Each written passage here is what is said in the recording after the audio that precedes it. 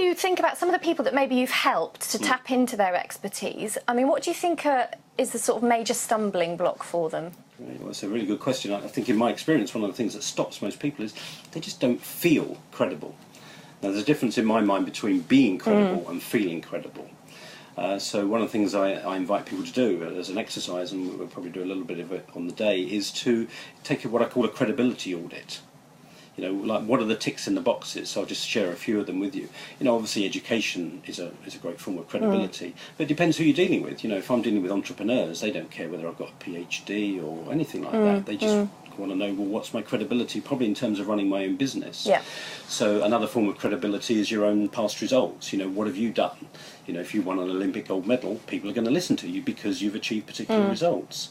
Or if you've been a coach who's helped somebody go from, you know, utterly miserable to happy and successful, that gives you credibility. So another thing that gives you credibility is kind of testimonials and case studies. Yeah. So your own experience, your own track record gives you credibility.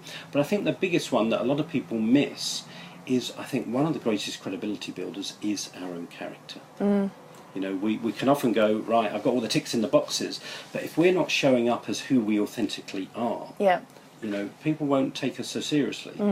I've noticed that the more I am willing to show up authentically, I never get asked, you know, what are you qualified to do this? What makes you credible to do this? People just trust you when you are a credible person. Great. So I think one of the things that really builds credibility is authenticity, is your character.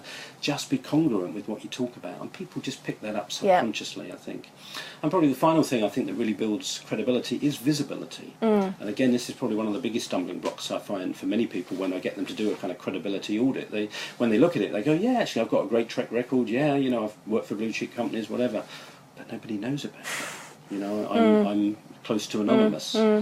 So one of the biggest things that gives us credibility, but is often a stumbling block for many people, is the willingness to be seen and known. So that's how I describe it. You know, there's a part of you that probably wants to hide out and become anonymous and try and, you know, make it hard for people to find you and have to beat down a door and track you down. But you've got to show up and be seen and known. But that doesn't mean being pushy. It doesn't mean, you know, being obnoxious. In my experience, it just means being willing to be seen and known for what you care about, what you believe in, what you're authentically passionate about, and what's in your heart. You know? So it's not a difficult thing, but for many people there's a lot of resistance to visibility.